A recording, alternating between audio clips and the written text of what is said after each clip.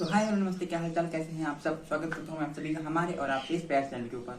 आज हम लोग पढ़ने वाले हैं द मर्चेंट ऑफ वेनिस और उसमें हम लोग आज कर रहे हैं मर्चेंट ऑफ वेनिस की पूरी समरी। ठीक है, आज मैं तुम लोगों को मर्चेंट ऑफ वेनिस की समरी दूंगा और साथ ही साथ उसमें जो कुछ इंपॉर्टेंट जो कैरेक्टर्स हैं उनके बारे में बताऊंगा। और इसके बाद इस लेक्चर के बाद ये जो समरी लेक्चर होने वाला है, इसके बाद हम लोग मर्चेंट ऑफ वेनिस को पूरा पढ़ने वाले हैं। ठीक है, पूरा मतलब पूरा एक्ट 1 सीन 1 से लेकर के एक्ट 5 सीन 1 तक पूरी मर्चेंट ऑफ वेनिस कवर करेंगे और लाइन वाइज कवर करेंगे, हिंदी में कवर करेंगे। तो इसलिए अगर तुमको मर्चेंट ऑफ वेनिस पढ़नी है तो तुम क्या बोलते हैं इस चैनल को चेकआउट कर सकते हो। ठीक है, इस वीडियो के बाद से लगातार वीडियोस आनी शुरू हो जाएंगी। और तो अब टाइम वेस्ट नहीं करते हैं और जल्दी से इस वीडियो को स्टार्ट करते हैं। तो देखो, सबसे पहले मैं तुमको कुछ चीजें बता देता हूँ कि मतलब मैं पहले तुमको मर्चेंट ऑफ वेनिस में लेकर के चलने से पहले मर्चेंट ऑफ वेनिस के राइटर के बारे में कुछ बताता हूँ। ठीक है, तो जैसा कि तुमको पता होगा कि पहले बात करते हैं कि मर्चेंट ऑफ वेनिस हम क्यों पढ़ रहे हैं। ठीक है, क्या जरूरत पड़ गई भाई कि मर्चेंट ऑफ वेनिस पढ़ना पड़ रहा है। और ये मर्चेंट ऑफ वेनिस आखिर है क्या चीज, क्या है, कोई स्टोरी है, कोई पोयम है, क्या चीज है मर्चेंट ऑफ वेनिस। चलो देखते हैं क्या है मर्चेंट ऑफ वेनिस। इंग्लैंड में जन्म हुआ एक लड़के का। ठीक है, उसका नाम था विलियम शेक्सपियर। उस लड़के का नाम पड़ा विलियम शेक्सपियर। तो विलियम शेक्सपियर जो थे वो अपने समय के बहुत ही एक महान जो है प्ले राइटर थे, बहुत ही महान प्ले राइटर। ठीक है, प्लेस लिखते थे वो, उन्हीं में से एक प्ले था उनका द मर्चेंट ऑफ वेनिस। अब अगर सबसे पहले बात करते हैं कि विलियम शेक्सपियर जो थे वो इंग्लैंड में रहते थे, तो उस टाइम जितने भी प्लेस लिखे गए थे उस पीरियड में शेक्सपियर जो थे वो 1564 के से लेकर के I think he died in 1616।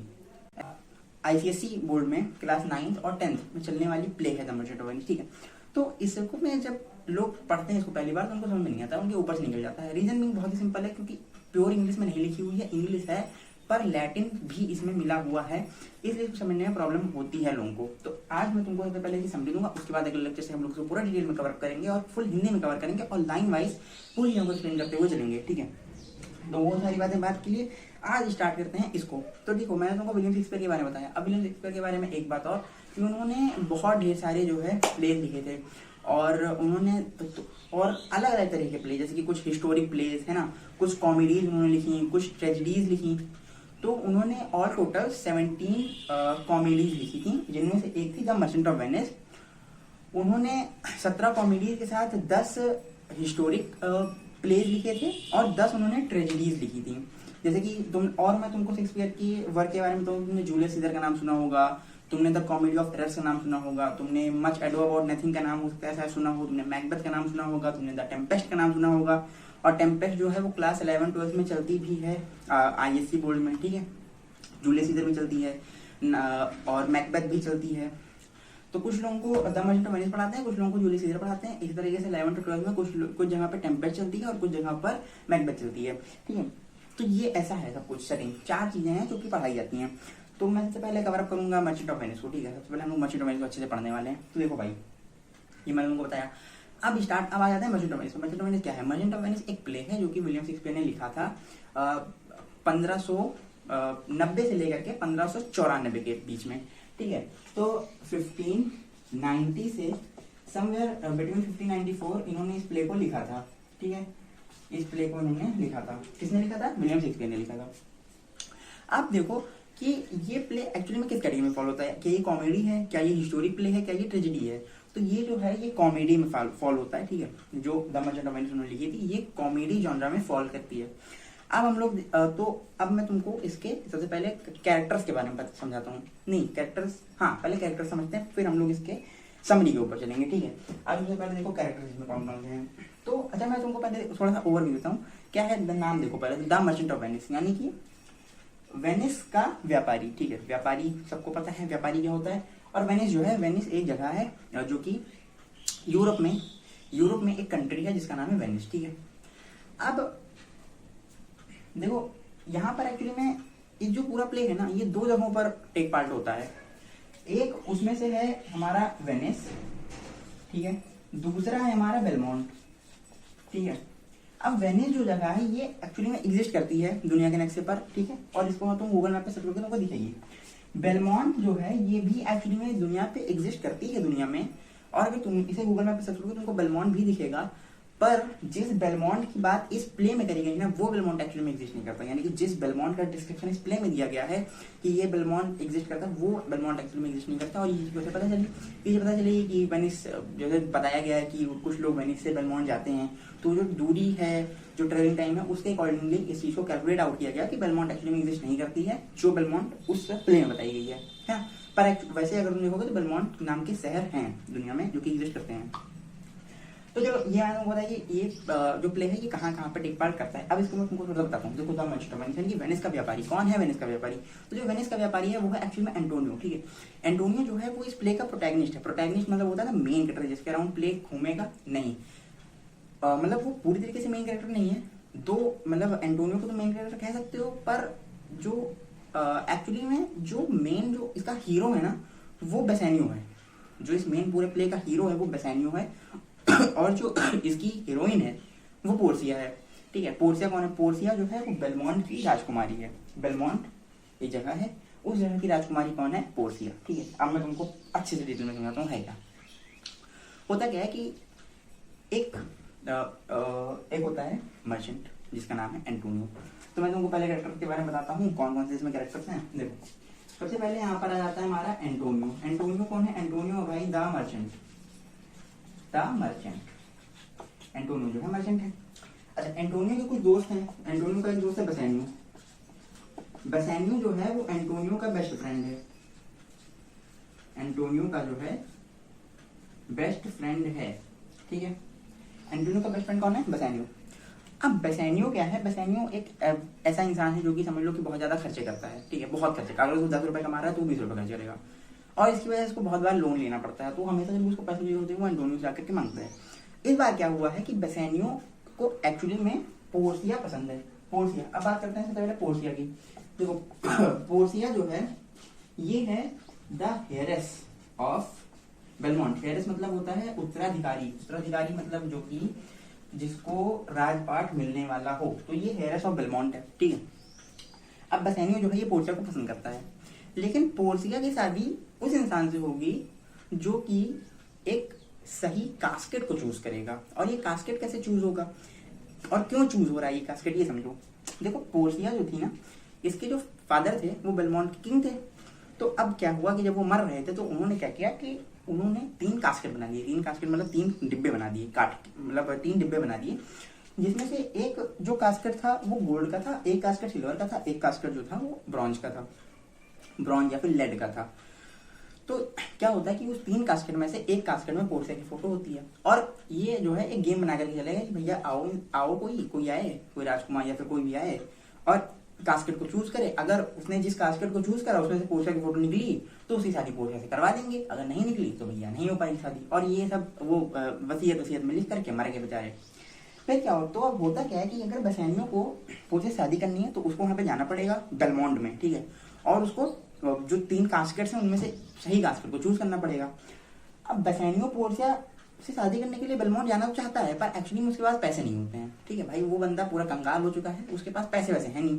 तो वो पहुंचता है अपने सबसे प्रिय दोस्त एंटोनियो के पास। एंटोनियो जो है उसका बेस्ट फ्रेंड है। ठीक है, अब बेस्ट फ्रेंड किसी के लिए उनको मना तो करता नहीं है, लेकिन यहाँ पर एक ट्रिकी सिचुएशन ये पड़ जाती है कि एंटोनियो जो है वो मर्चेंट है। ठीक है, वो उसके पास बहुत सारी शिप्स हैं।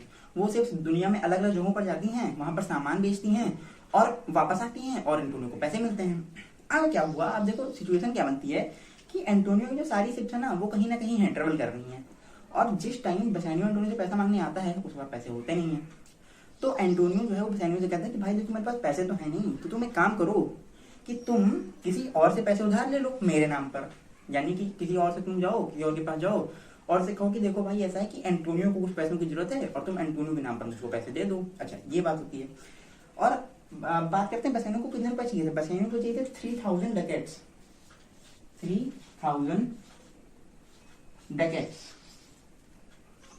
3000 डकेट्स। डकेट्स जो है वो करेंसी है उस टाइम की। ठीक है, उस टाइम की करेंसी की वैल्यू प्रति नहीं होगी, उसे डकेट्स कहा गया है। जैसे हमारे रुपया चलता है, अमेरिका में डॉलर चलता है, उसी तरीके से वहां पर डकेट्स चलता है। 3000 डकेट्स की जरूरत थी बेसानियो को वहां पर जाने के लिए और पोर्सिया के सामने एक प्रेजेंटेबल इंसान दिखने के लिए। भाई दिखना भी तो चाहिए कि हाँ मतलब थोड़ा इसके पास पैसा वैसा है, वैसे नहीं कि कोई भी भिखमंगा ही पहुंच जा रहा है। ये भी वाला सीन है, ठीक है। तो इस सीन को अवॉइड करने के लिए भी बेसानियो को कुछ पैसों की जरूरत है, और उसको एक्चुअली में वहाँ पे ट्रेवल करना है बेलमोंट, तो उसको पैसों की जरूरत तो लगेगी ही लगेगी। तो अब क्या होता है कि तो एंटोनियो कहता है कि देखो मेरे पास है नहीं, तो बेसानियो अब क्या करता है, बेसानियो जाता है एक और मर्चेंट है जो कि बहुत बड़ा मर्चेंट है, जैसे कि एंटोनियो बहुत बड़ा मर्चेंट है वैसे ही वो भी बहुत बड़ा मर्चेंट है। उसका भाई नाम है साइलॉक। उसका क्या नाम है? उसका नाम है साइलॉक। अब साइलॉक जो है ये भी एक मर्चेंट है, पर साइलॉक और एंटोनियो की आपस में बनती नहीं है। उसके कई रीजन है। साइलॉक और एंटोनियो की आपस में बनती नहीं है, दोनों है तो मर्चेंट, दोनों की आपस में नहीं बनती है। रीजन उसके कई सारे हैं। उसका पहला रीजन ये है कि एंटोनियो जो है वो लोगों को जब पैसे उधार देता है तो वो उनसे इंटरेस्ट नहीं लेता है, इंटरेस्ट फ्री लोन देता है लोगों को। कि जैसे अगर उसने किसी को 100 रुपए दिए तो वो बंदा एंटोनियो को 100 रुपए ही वापस करेगा, उसको 110 रुपए नहीं चाहिए, वो इंटरेस्ट नहीं लेता है, ठीक है ना। सिंपल इंटरेस्ट लेता है ना कंपाउंड इंटरेस्ट लेता है, ठीक है, कोई सा भी इंटरेस्ट नहीं लेता है। दूसरी तरफ भाई साइलॉक ये बहुत कलाकार आदमी है। ये कहता है तुमने मुझे 100 रुपए, मतलब मैंने तुम्हें 100 रुपए दिए, तुम मुझे वापस 120 करोगे, यानी कि तुम मुझे इंटरेस्ट दोगे। अब ये इंटरेस्ट लेता है, ये इंटरेस्ट नहीं लेता है। अब समझ लो तुमको पैसे चाहिए, तुम किसके पास जाओगे भाई? तुम एंटोनियो के पास ही जाओगे ना। अगर तुम्हें 100 रुपए चाहिए तो तुम एंटोनियो से ही मांगोगे। क्यों? क्योंकि तुम्हें से 100 ही रुपए लौटाने पड़ेंगे जब भी तुम दोगे। पर अगर तुम साइलॉक से पैसे मांगने चलेगे तो तुम्हें तो उसको 120 लौटाने पड़ेंगे, और नहीं लौटाओगे तो केस कर देगा तुम्हारे ऊपर, ठीक है, केस ठोक देगा। अब समझो क्या होता है। तो इस वजह से साइलॉक का बिजनेस चौपट हो गया।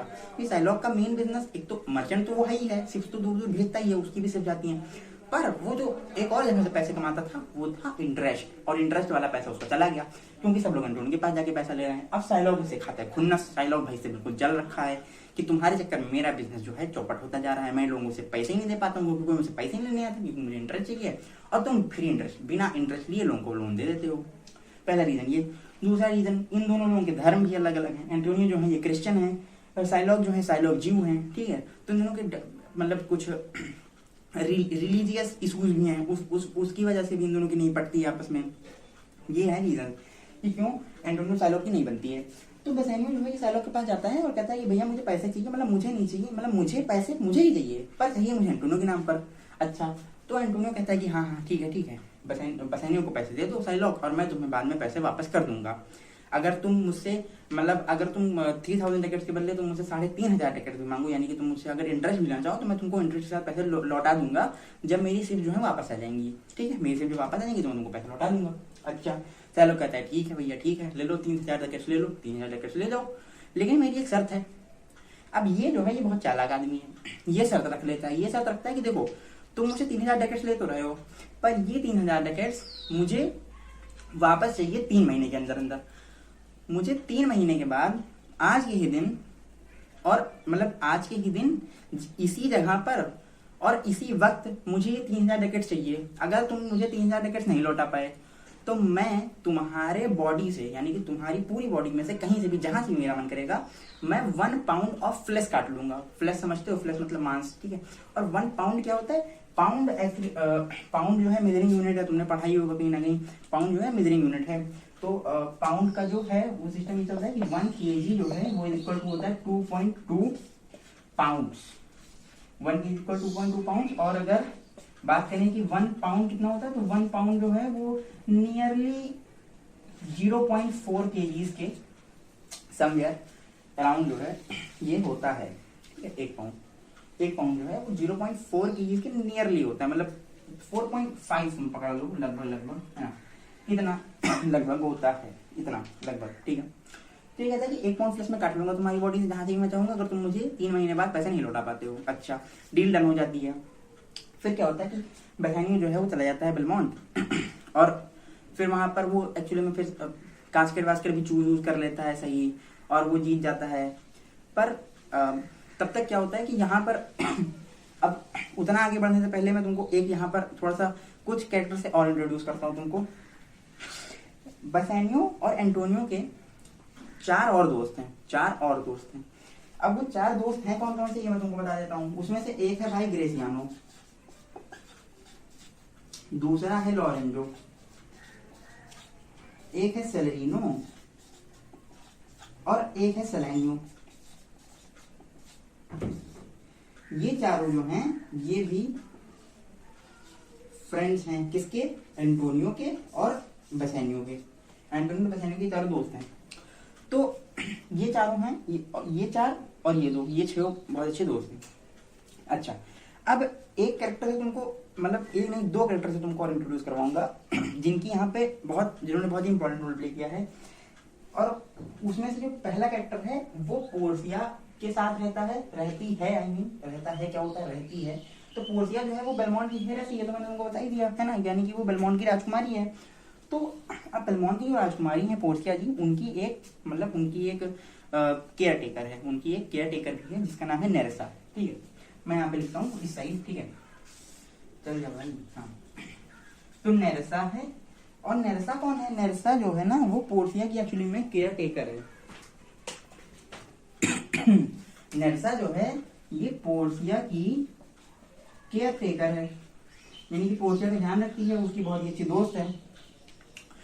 ठीक, ये हो गई नेरेसा। एक और कैरेक्टर है।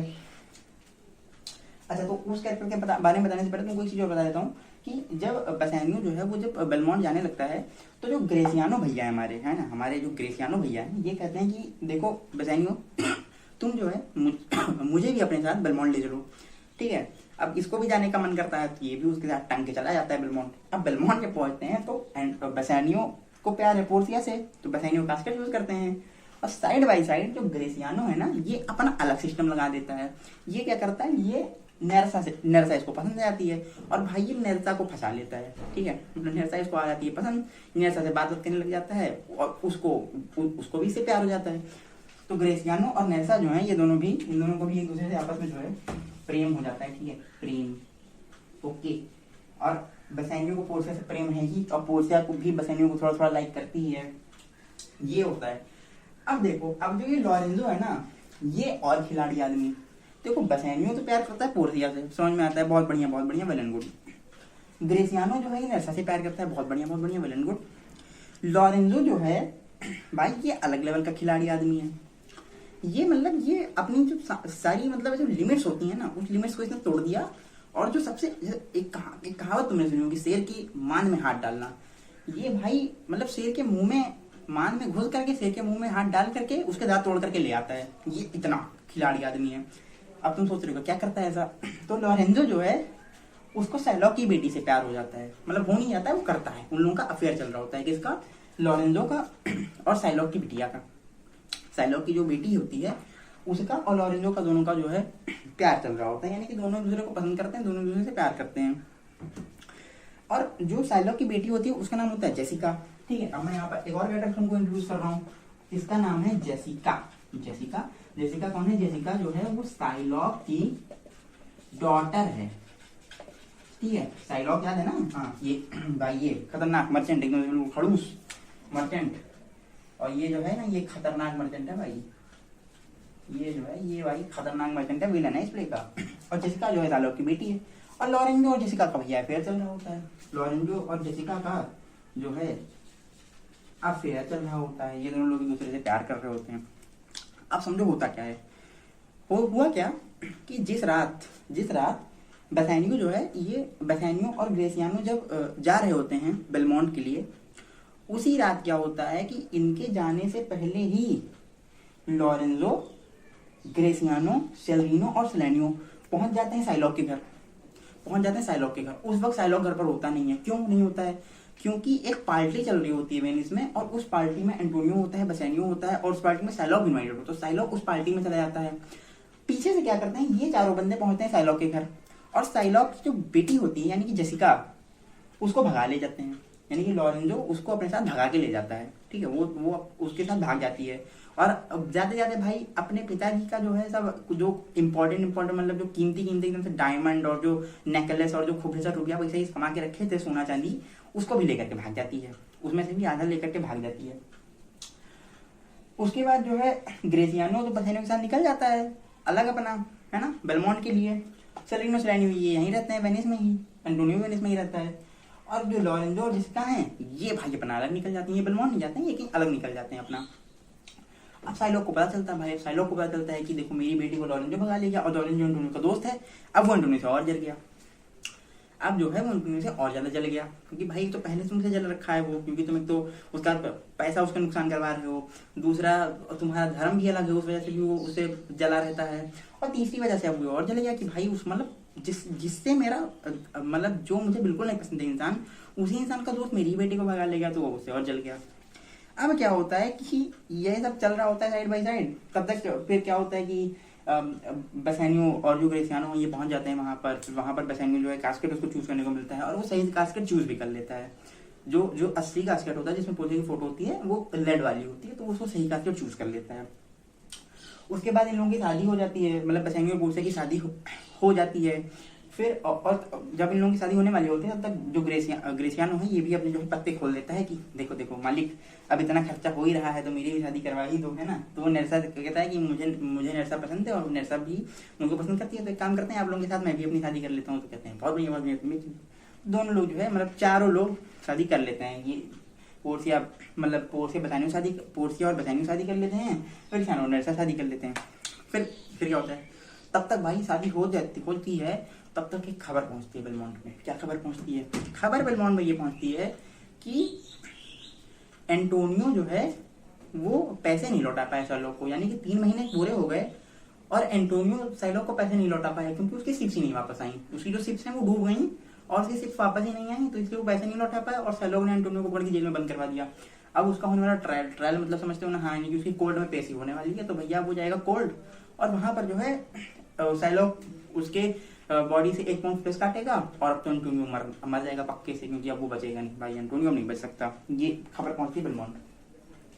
अब बेलमोंट जब ये खबर पहुंचती है तब क्या होता है कि फिर बसैनियो और ग्रेसियानो जो है वो वहां से भाई निकलते हैं, बिल्कुल हवा के रफ्तार से, बिल्कुल वहां से सट से निकल लेते हैं। चलो चलो चलो पैसे वैसे लेकर के चलो, हम लोग बचाएंगे, ठीक है। और तो फिर पोर्सिया भी जो है वो खूब सारे पैसे उन लोगों को देती है कि जाओ जाओ अपने दोस्त को जाकर के बचाओ, ऐसा करके पैसे खूब दे देती है। अच्छा, फिर क्या होता है कि एक वहां पर साइड में एक और गेम चल रहा है कि अब गेम ये होता है, वहां पर पहुंचते तो हैं ये लोग, पर अब यहाँ पर सवाल सबसे बड़ा ये है कि 3 महीने हो चुके हैं, पैसे उसको लौटाए नहीं, तो अब जो शर्त थी उसके हिसाब से उसका 1 पाउंड फ्लेश काट तो सकता है, पर एक्चुअली में सैलॉक वो 1 पाउंड फ्लेश नहीं काट पाता है। और वो 1 पाउंड फ्लेश क्यों नहीं काट पाता है? क्योंकि पोर्सिया और नेल्सा ये दोनों पहुंच जाती हैं वेनिस में और वकील बन करके, यानी कि ये लोग वेनिस में वकील बन करके पहुंच जाती हैं और ये लोग लड़ने लगती हैं एंटोनियो का केस, और ये एंटोनियो जो है केस जीत जाता है। अब भाई ये कैसे हुआ? एंटोनियो केस जो है कैसे जीता? तो केस वो ऐसे जीता कि उस बॉन्ड में लिखा हुआ था कि 1 पाउंड फ्लेश काट सकता है। तो पोर्सिया जो है वो कहती है कि देखो देखो भैया, 1 पाउंड फ्लेश तो तुम काट लो, पर इसमें ये तो लिखा ही नहीं है कि खून की एक बूंद गिर सकती है कि नहीं। तो वो कहते हैं कि देखो 1 पाउंड फ्लेश काटो, कोई दिक्कत नहीं, बिल्कुल काटो, आराम से काटो, लेकिन अगर 1 पाउंड फ्लेश काटते वक्त 1 बूंद खून भी गिरा जमीन के ऊपर, या जमीन के ऊपर छोड़ दो, अगर एक बूंद खून गिर भी गया, तो ये तो इस शर्त में लिखा नहीं है, और जैसे ही 1 बूंद खून गिरेगा तुम भैया इस मतलब ये जो तुमने शर्त बनाई थी इस शर्त को तुम तोड़ दोगे, और उसके बाद फिर तुम्हारे पर हम केस ठोंक देंगे। तो अब भाई फिर सैलॉक जो है वो डर जाता है, वो कहता है कि अच्छा ठीक है मुझे 3000 डकेट्स वापस कर दो, लेकिन फिर मुझे नहीं चाहिए पाउंड फ्लैश फ्लैश, मुझे कुछ नहीं चाहिए, मुझे बस 3000 डकेट्स वापस कर दो। और ये लोग आखिर में 3000 डकेट्स नहीं वापस करते हैं, भाई वैसे ही भगा देते हैं, मतलब बेचारे का नुकसान हो गया थोड़ा, कोई बात नहीं, तो ये एक्चुअली में होता है पूरा। इसमें ये है इसकी समरी, है ना, कि बसैनियो पोर्सिया से प्यार करता है, एंटोनियो से पैसे मांगे जाता है, एंटोनियो कहता है मेरे पैसे नहीं है, सैलॉक कहता है कि सैलॉक फिर उसको पैसे देता है, बसैनियो वहां पर जाता है, उसकी शादी होती है, फिर ये लोग एंटोनियो को बचाने के लिए आते हैं, एंटोनियो पैसे लौटा नहीं पाता है, फिर पोर्सिया आती है और पोर्सिया एक्चुअली में बचा लेती है एंटोनियो को, और उसके बाद फिर खत्म हो जाता है। ठीक है, इतनी छोटी सी स्टोरी है, इसको इतना लंबा में खींच दिया, ठीक है, 5-5 एक्ट बना दिए, उनमें 4-4 10-10 सीन बना दिए, ठीक, कोई बात नहीं, सब कुछ कवर करेंगे, अच्छे से कवर करेंगे। तो ये जो चीजें थी ये मैंने तुमको बताई, कौन किसे प्यार करता है, किसका किसे प्यार चल रहा है, कौन यहाँ पर मेन कैरेक्टर है, कौन यहाँ पर विलन है, कौन क्या है, ठीक है, ये सारी चीजें मैंने तुमको बता दी। तो अब बस इस वीडियो में जो है इतना ही रखते हैं। तो यहाँ पर मैंने तुमको जो मेन कैरेक्टर्स थे उनसे मैंने तुमको इंट्रोड्यूस करवा दिया है, कुछ साइड कैरेक्टर और भी बीच में आते रहेंगे, वो जब आएंगे मैं उनको तुमसे इंट्रोड्यूस करवा दूंगा। और मैंने तुमको जो है थोड़ा बहुत मतलब प्ले के बारे में जो है बता दिया है कि कैसे स्टार्ट होता है, क्या एंडिंग है, कैसा है। अब बाकी जब हम लोग धीरे धीरे पढ़ेंगे तो सारी चीजें समझ में आ ही जाएंगी।